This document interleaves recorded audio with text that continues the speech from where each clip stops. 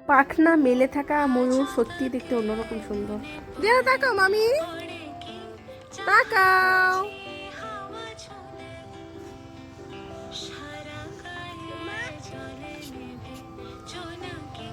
Nice. চলো। পৃথিবীতে হয়তোবা এমন কেউ নাই যে ময়ূরকে সুন্দর বলবে না। ময়ূর পাখিটাই এমন যে সবারই পছন্দ হয়। আর যেহেতু আমরা সাফারি পার্কে গিয়েছি, ময়ূর না দেখলে তো আর হয় না। দিয়ানাকে নিয়ে আসলাম সাফারি পার্কে ময়ূর দেখার জন্য।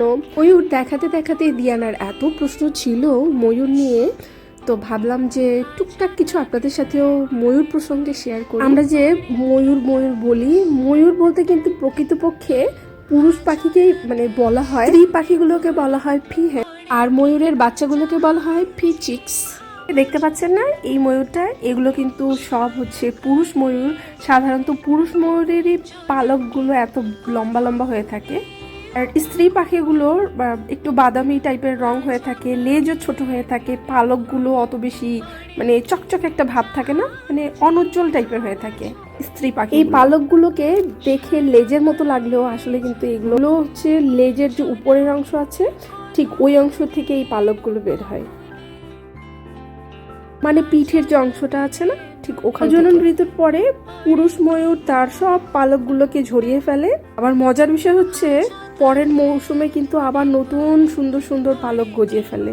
ময়ূরের পালক অনেক বড় বড়, অনেকে হয়তোবা ভাবতে পারেন যে ময়ূর মনে হয় উঠতে পারে না, কিন্তু মজার বিষয় হচ্ছে ময়ূর কিন্তু উঠতে পারে। এদের খাদ্যের তালিকায় কি নেই সেটা বলেন।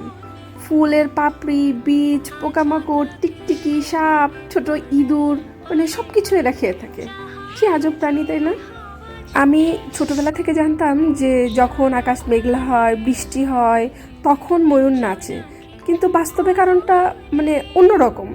বাস্তবে এরা নাচে হচ্ছে প্রজনন ঋতুতে স্ত্রী পাখিগুলোকে আকর্ষণ করার জন্য। আবার স্ত্রী ময়ূরটার কথা আবার চিন্তা করেন, এ আবার কি করে, সবচেয়ে যেই ময়ূরের পালক সুন্দর হবে, দেখতে আকর্ষণীয়ভাবে নাচবে, সেই পুরুষ ময়ূরকেই পছন্দ করে।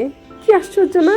যাক, সবারই একটা নিজস্ব পছন্দ আছে বলে কথা। রাতের বেলা ময়ূর গাছে থাকলেও এরা মাটিতে বাসা বাঁধে, এবং স্ত্রী পাখি 4টা থেকে সম্ভবত মানে 4টা থেকে 8টা মতো ডিম পাড়ে। ময়ূর কিন্তু আবার কোনো একটা দেশের জাতীয় পাখি।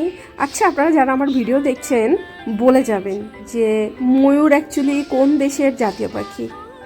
আর ওই যে সামনে দেখেন আমার ময়না পাখি আর তার বাবা। 2017 সালের দিকে সাফারি পার্কে আমরা গিয়েছিলাম, তখন দিয়ানার বয়স মনে হয় 5 থেকে 6 মাস হবে, বা আরও ছোটও হতে পারে, আমার ঠিক টাইমটা মনে নেই, জানি না। তখনকার ফুটেজ আমার কাছে নাই। তখন আমার কাছে সবচেয়ে ভালো লেগেছিল হচ্ছে এই ময়ূরের যেই জায়গাটা আছে এইটা। আর এবার এসে দেখলাম একদম চারপাশে কেমন জানি এলোমেলো হয়ে আছে সব কিছু, মানে কোনো কিছুই কি বলবো সাজানো গোছানো নাই, মেইনটেনেন্স মনে হয় খুব ভালো একটা করে না। সো আজকের ভিডিওটা এই পর্যন্তই ছিল। কয়েকদিন থেকে ভাবছিলাম যে আপনাদের সাথে এডিটিং করে শেয়ার করব, বাট আমার করা হয়নি কোনো একটা কারণে।